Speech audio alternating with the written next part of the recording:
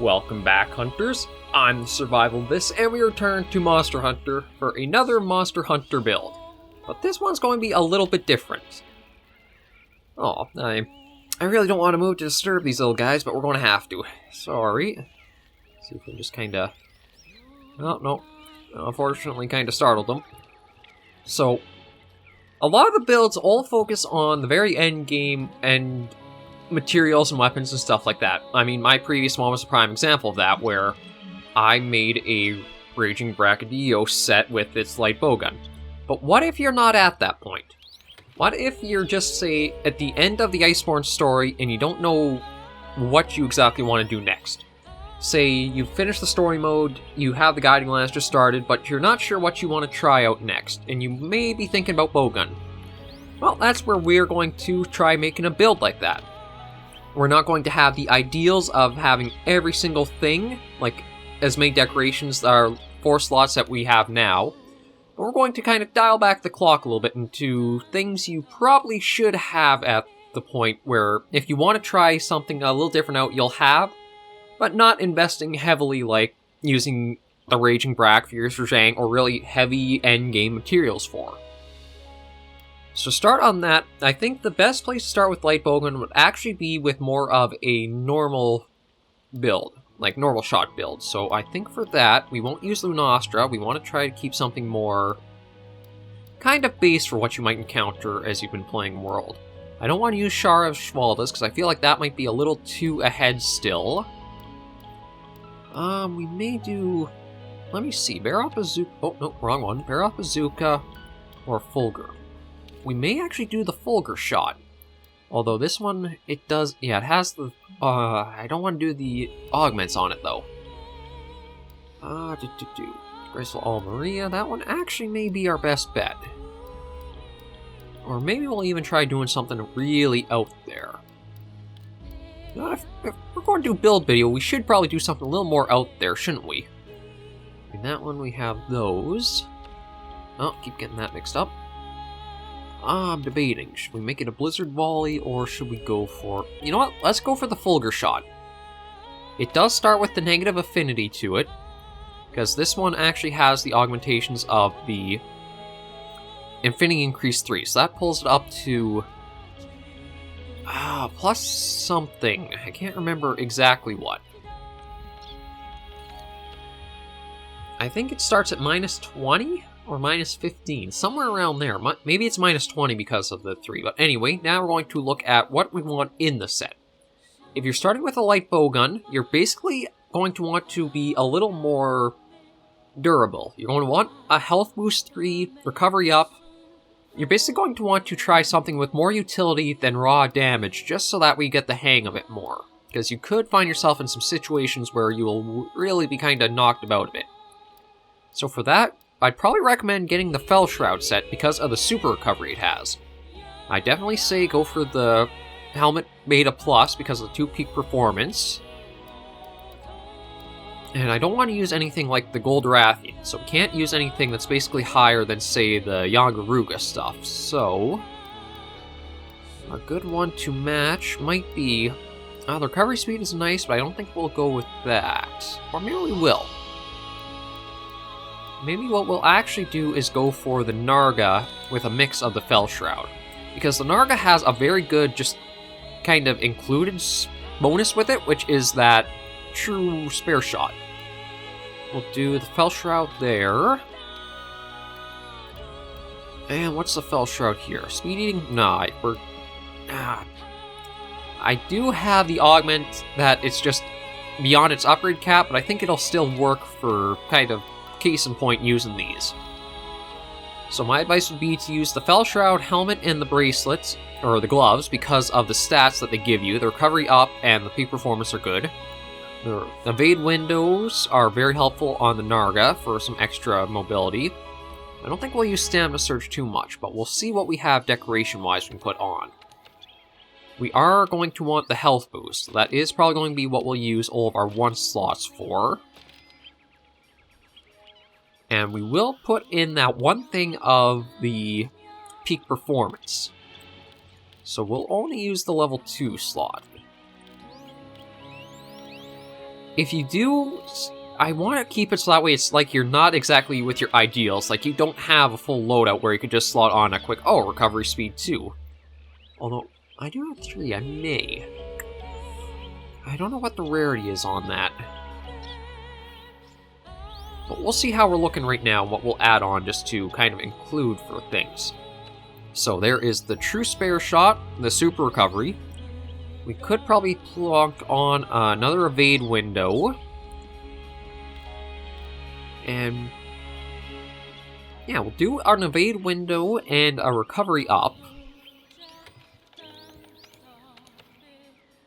Well, we actually do have a slot here, so there's our Recovery up.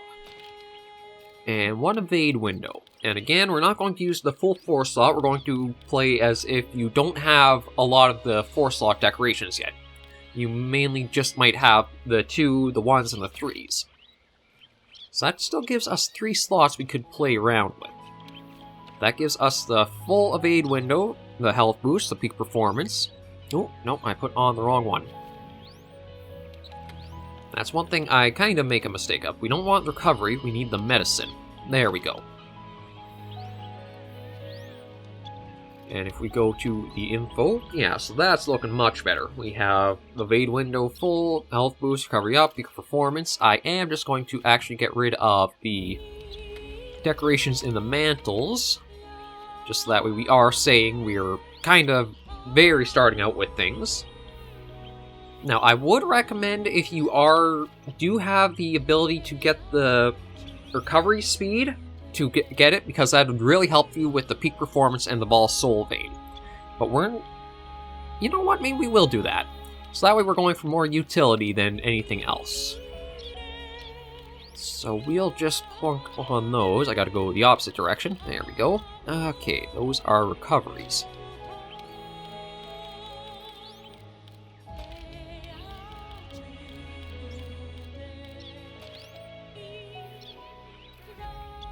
So that will give you basically how we're looking at here with the 5 evade window with health and the 3 health, which will really help the peak performance, give you a little extra attack to help with going so heavy into utility.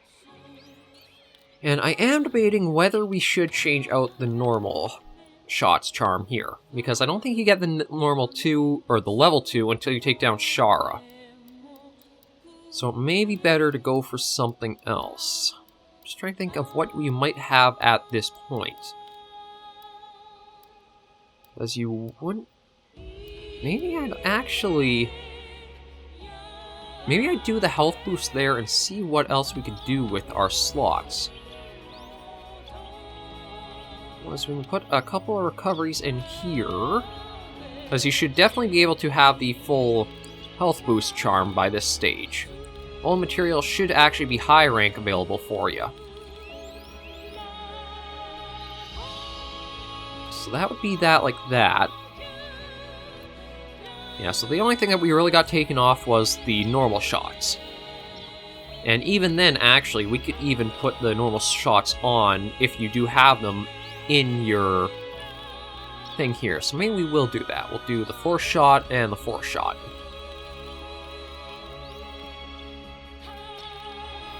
So I'd say this would be a pretty good light bowgun build to start yourselves off with. I do want to find the loadout I have. Here we go, the Fulgur light bowgun for items. Yeah, what the hell, we'll even change the appearance so that way we're kind of the Death Ninja in a way. Pendant settings, we'll throw something random on just to have. Yeah, we'll go for the Curl Puke. I mean, you know what? No, we'll go for the regular Puke. I like both of the little weapon features or the little pendants that I picked up for it. So this is what your Fulgur shot build would look like. The only difference is that the affinity would probably be negative. So probably like a negative 20 or something. And we will use the Evade Reload 3 with the Wyvern Blast mod. And that should be good. So where would you want to go, and what would your objective be? It'd probably be trying to farm some of the decorations that are level 4. I don't know what's going on with the... Oh, I guess just because of the window there that was changing the face up a little bit. Yeah, some weird reflection going on back there. Kind of hurts the eyes to look at, so we'll walk over here. So you'd probably want to look at getting another bowgun, or a stronger bowgun, and just going through the guiding lands. So I think it'd probably be just a good general set to use. And maybe we'll look at what quests we have. I would probably recommend trying to go for some decorations if you can. So I don't know if we've done the the Tempered Zinogre in an episode. I feel like we have. We'll just go eat and then look at seeing what would be a good quest to kind of show off what this build would be pretty helpful with. Yeah, we'll just have that. Like this build, because you're using the normal shots, you probably will want to bring a little bit of extra gunpowder level 2 just to make more of the normal 2s. It does have the variety of some normal 1s, and I think it has a spread rapid fire as well. We'll take a quick look just in case, but again, we're looking more... You just want to try the light bowgun out. You don't want to invest too heavily into materials or things for it quite yet.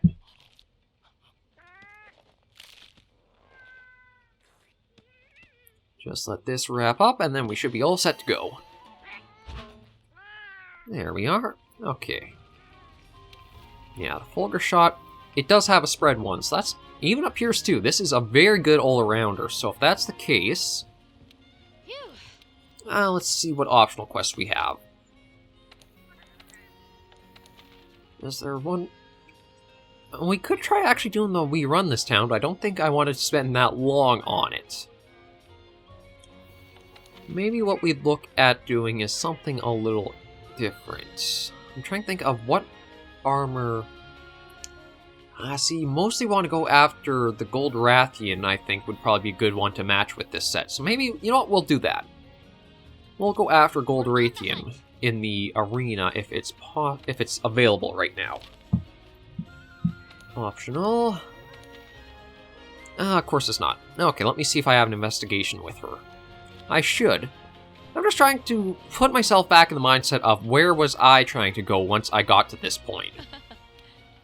Okay, let's see. Quest rank. Let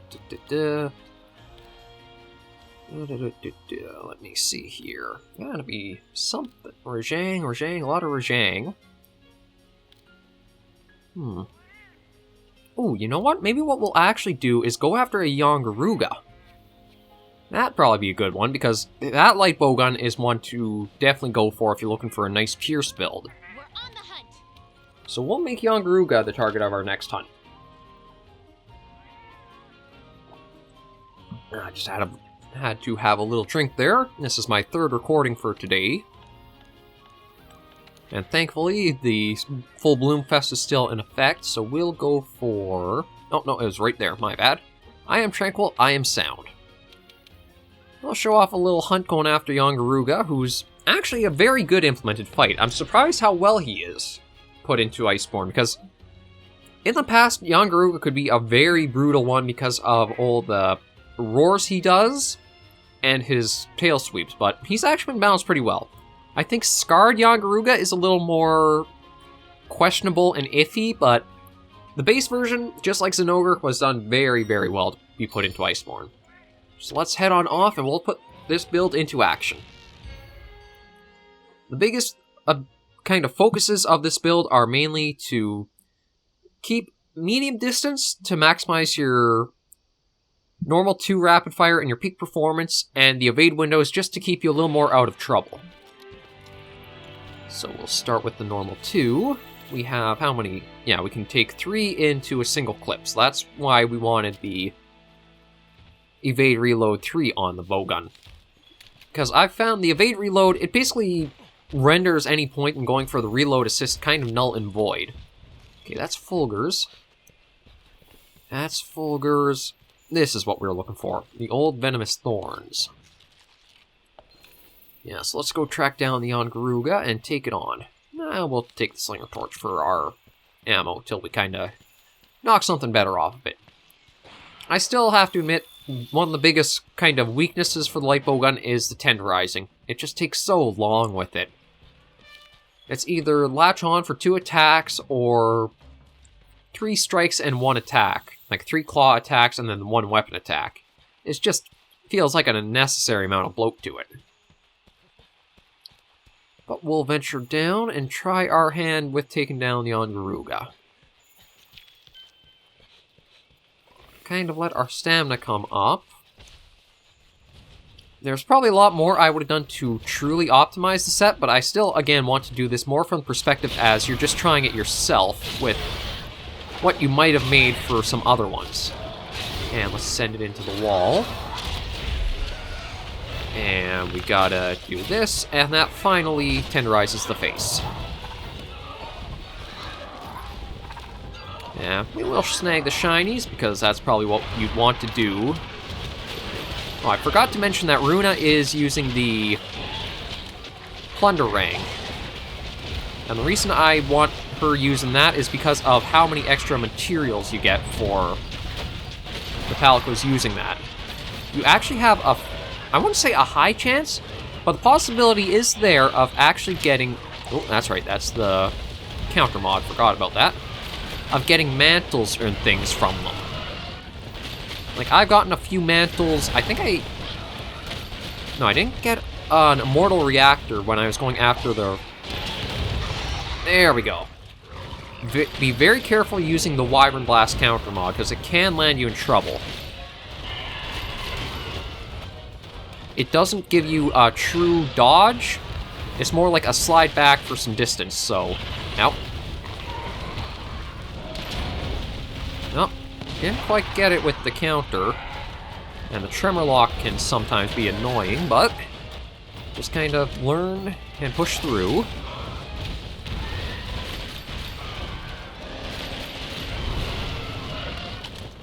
Probably a little too close for, yeah.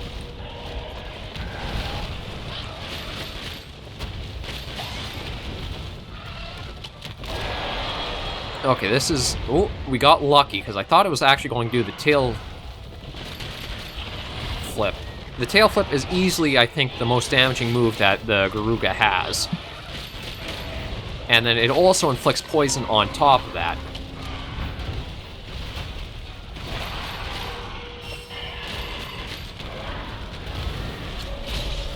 This is going to hurt. Yeah, I went at a very poor time. Okay, that actually... No, that's not where we wanted to go. It's... Getting your openings can be pretty difficult sometimes. You might actually have to create one using the slinger. But Pookie... Oh!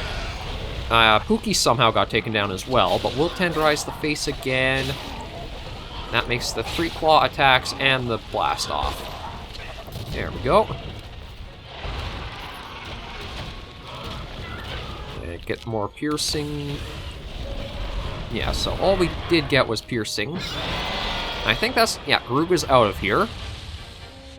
So we'll continue along.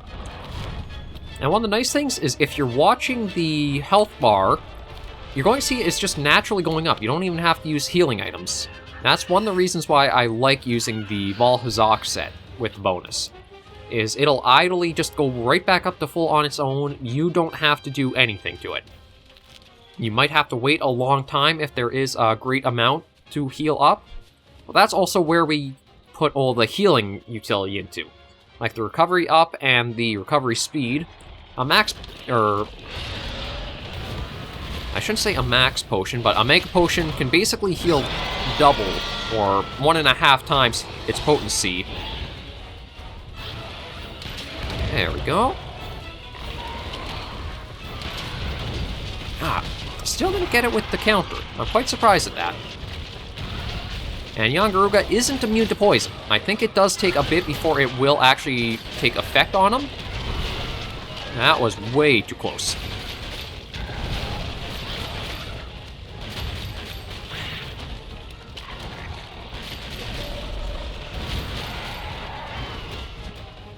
Okay, where is he?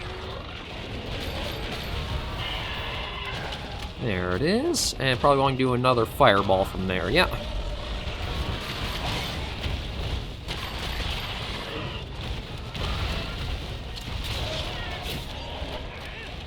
Yeah, I chose a poor spot. I hate the Clutch Claw's targeting system. Like, it looks like it should get you in the head or the wing, and somehow you're on a leg. If there's one thing that I hope never comes back to Monster Hunter as a series, it is the Clutch Claw. It's a bad system. 1, 2, and try sending it off there. Probably, yeah, not going to actually get into anything. I was hoping it might have. And we will use the Temporal Mantle and try breaking off those wings. My advice is to, if you have to Clutch Claw for anything like trying to weaken a part, generally put on the Temporal Mantle. It just saves you so much hassle and trouble. Monster openings are generally pretty small unless it's the Drooling Stagger, which that even then won't come to cross too often. If you do actually build the Stamina Drain, or like the Drain Attack, I'm trying to remember what it is. I think it's just called Drain as a skill. But you actually can get it off pretty frequently using a normal Light Bowgun build like this, where it has the rapid fire.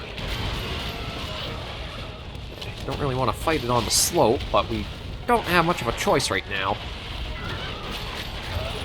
That's what I'm talking about. So we'll see if we can break the wing. There we go. And let's unequip that.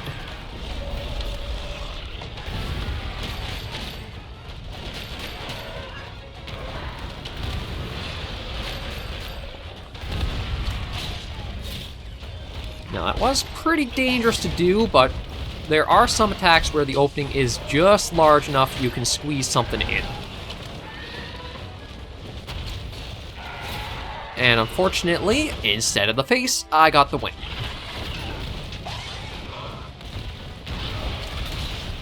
And again, sent me to the wing. God, I hate the frickin' system that the Clutch Claw uses, but he's at least out of stamina for a moment. 1. Now, this should hopefully send it up into the wall. There we go. And now we'll work on the other wing, just heal ourselves up. As you're still learning the Light Bowgun, I'd probably say just get the 2 strikes in and then blast off. That'll give you the biggest opportunity of safety. Ooh, actually got another part break from him trying to get away. I think it was the beak. But that's good for us, because that lets us just fire in like this and try to get the other wing broken. Yeah, so off it goes. As you can see, we actually haven't really had to use many, if any, of our items. I think all we had to do was a 1 Mega Potion because of the... admittedly, my mistake where I got in at the wrong time for that Mega Fireball to go off. Be sure also, if you're running around, to take the time and get yourselves the free gunpowder that kind of sits around as the flame nuts. That's very handy as a gunner, and I'm really happy to see they included in with... Oh, you're going to see why I bring the Ghillie Mantle with me on hunts. And as long as you have environmental traps, it is a very, very handy tool. Always make use of everything at your disposal. In this case, it is the giant boulders hanging somehow from vines that are somehow there. No idea how it's like that, it just is, and it's a good idea to use it. So let's try to break the other wing. There we go. Oh, it's actually not in rage. Oh. No, it's not in rage, so... There we go, properly on the face. Oh, got it off just in time. And into a wall. Yeah. I think the only reason the Clutch Claw really breaks the flow of the fight is because the light weapons just have such a hard time getting it off. Or getting the tenderizer effect off. But once you do line yourself up with a good spot for a lot of damage. Okay, thankfully... Kind of curious to see if we can... Well, we did get it off.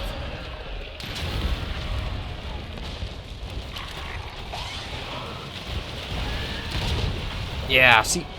you don't actually get a true evade out of it, so I wouldn't exactly call it a counter like they like showing it off as in all their promotional material. It's more like an optional thing. I wonder if these two have a turf war. I don't think so, but... yeah, well, Fulgur's definitely getting it handed to him being over there.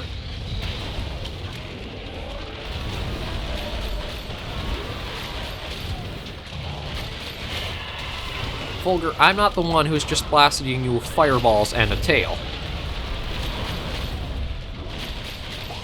Ooh. Careful.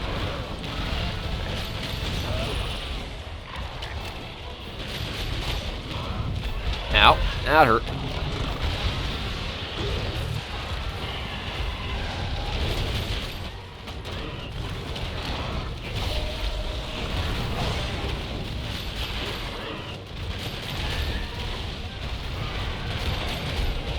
Uh-oh.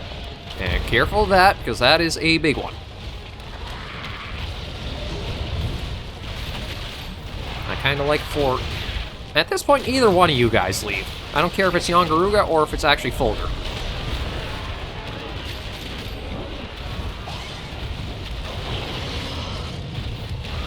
Oh, there's some more slinger ammo. And it seems like it's going to be Fulgur making the exit.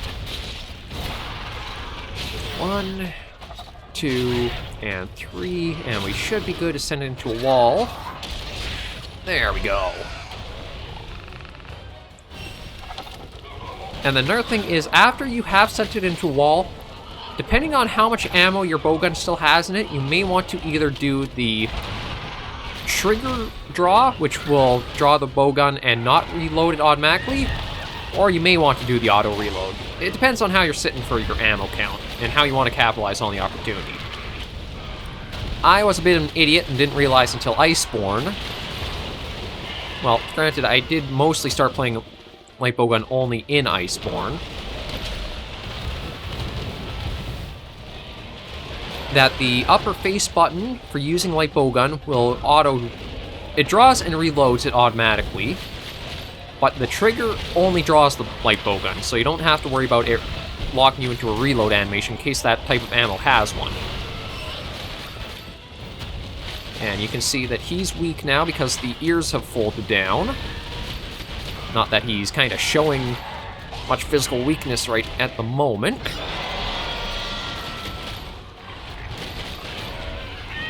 Well, definitely be careful of that tail, because it packs a lot of power in it. Off it goes again, and land.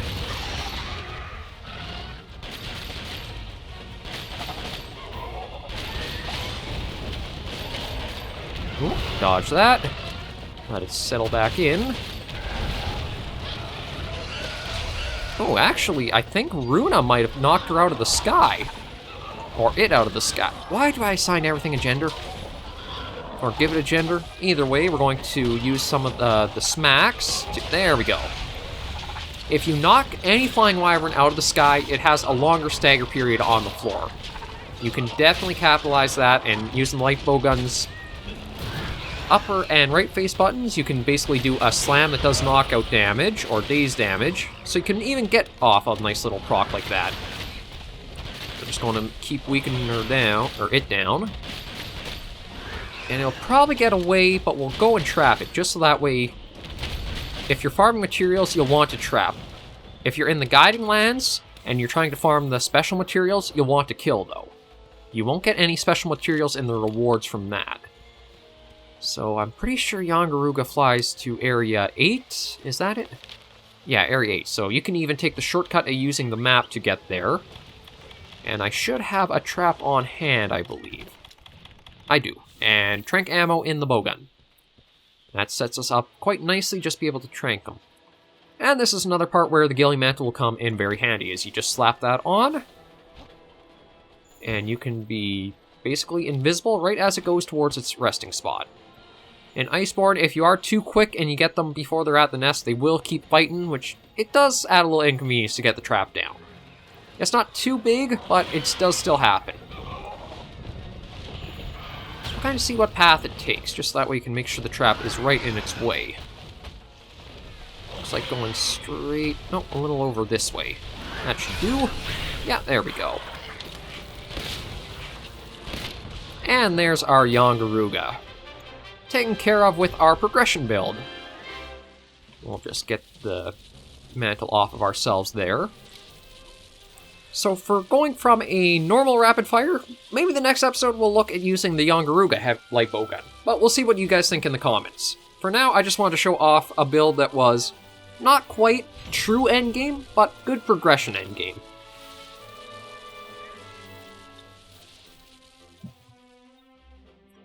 And we got some nice rewards there, as you can see. Even got a Fey Wyvern gem, which is very helpful. So my advice, if you are trying to farm proper materials like from Cortex, shells, etc., capture. If you're in the Guiding Lands trying to farm materials, kill. Because the carves can give you the specialty materials. And this is why we bring the Plunderang. Another Fancy Beak, Shards, and Cortex. And for the decoration, just a Resistor. Just let everything kind of go on through there. And that was a little taste of what I'd probably recommend is aiming for a nice little progression endgame build. Well, end story build. As you're going along, you'll start getting into more monsters like Yongaruga and Zinogre and stuff like the Goldorathian, the Silver Athelos in the Guiding Lands. Those will be sets you'll want to look into, but when you basically finish the story mode of Iceborne and you're not sure what would be a good kind of build to go for, I would say this one would probably be not bad. You may want to build some things differently, like you're definitely going to want to try offsetting the affinity on the Fulgur Shot. So you'll probably try aiming for something more like instead of Evade Window or one of the recovery ups, maybe more Expert Jewels. But it's going to be up to you, and you just play how you feel. This was just a way to kind of show off what you guys might come across, or what might be a handy set to try out if you're curious about Light Bowgun. But you don't want to invest too heavily before you really do anything with it. So I think we'll end things off here with a nice little view mode of our Death Ninja, basically, thanks to the Nara and the Fellshroud set. If you guys do want to see or have any ideas for other builds I should try making, let me know in the comments down below. I'm always hoping for feedback and to include you guys in any of the series I do on the channel. Until I see you all in the next episode though, hunters and survivors alike, please remember to take care and stay alive.